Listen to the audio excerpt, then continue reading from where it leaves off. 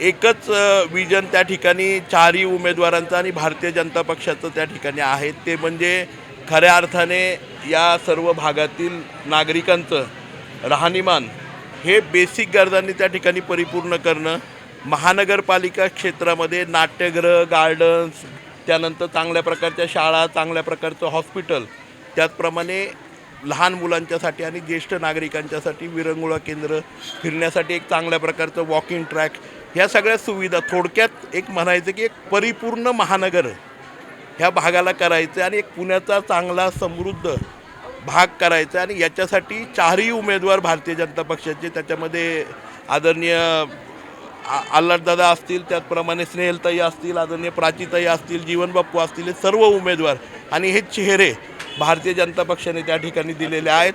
आणि आदरणीय अतुलदादा त्या ठिकाणी आपले उमेदवार हे आमचे तरुण सहकारी हे सुद्धा त्या ठिकाणी भारतीय जनता पक्षाने चेहरा म्हणून त्या ठिकाणी दिले.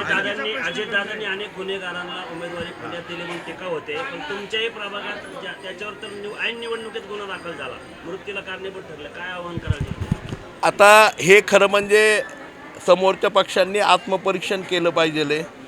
महानगरपालिकेची निवडणूक ही सेवा करणाऱ्या प्रतिनिधीची निवडणूक आहे.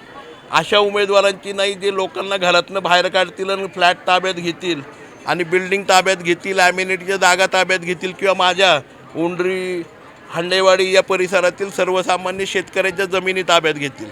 ज्यांनी स्वतःच्या समाजाला आणि परिवारातल्या सदस्यांना सोडलं नाही आणि त्यांच्या मृत्यूला कारणीभूत झाल्या, अशा व्यक्तींना उमेदवारी दिली, त्यांची उमेदवारी कंटिन्यू केली, याच्यापेक्षा दुर्दैव काय असू शकतं? म्हणजे थोडक्यामध्ये मला एकच म्हणायचं आहे की ही सगळी मंडळी ही खऱ्या अर्थाने पुणेकरांना वेठीत धरू इच्छित आहेत. पुण्याचं त्यांना त्या ठिकाणी खऱ्या अर्थाने येरवड्याचं कारागृह करायचं आहे, परंतु भारतीय जनता पक्ष हे करून देणार नाही. आम्हाला समृद्ध शहर, एक डेव्हलप्ड आणि आदरणीय मोदीजींच्या स्वप्नातलं स्मार्ट सिटी त्या ठिकाणी या उंडरी भागाला, मोहम्मदवाडी भागाला करायचं आहे. आणि म्हणूनसाठी आम्हाला खात्री आहे मोहम्मदवाडी, उंडरी आणि सर्व परिसरातील नागरिक हे भारतीय जनता पक्षाच्या बरोबर असतात. या भागातील अनेक प्रश्न प्रलंबित आहेत. केंद्रात तुमची सत्ता आहे, राज्यात तुमची सत्ता आहे.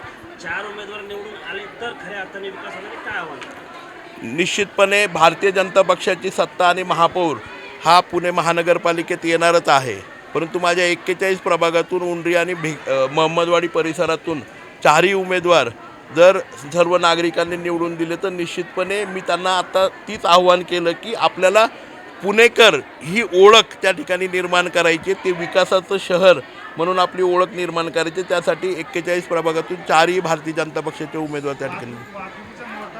वाहतुकीचा समस्या आपण जर पत्रकार बंधूंना मला सांगायचं, नीटचं जर बघितलं तर समोरच्या पॅनलमध्ये अनेक उमेदवारच ह्या सगळ्या वाहतुकीचे अडथळे आहेत.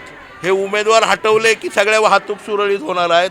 आणि मला वाटतं जीवन बाप्पूंनी आणि त्या ठिकाणी आदरणीय अतुलदादांनी, आदरणीय दगडेताईंनी, प्राचीताईंनी त्यांच्या संवादामध्ये लोकांना ते सांगितलं की कशाप्रकारे वाहतुकीची समस्या सॉल्व्ह होणार आहे. आणि मला नागरिकांना सांगायचं आहे, आपण थोडंसं आणखी जवळून निरखून बघितलं तर समोरचे उमेदवार हेच वाहतुकीला सगळ्यात मोठा अडथळा आहे. नवनवीन घडामोडी पाहण्यासाठी स्टार महाराष्ट्र न्यूजला सबस्क्राईब करा आणि ताज्या बातम्यांचे अपडेट मिळवण्यासाठी बेल आयकॉनला प्रेस करा आणि परिपूर्ण बातमीबरोबर रहा, इतरांपेक्षा एक पाऊल पुढे.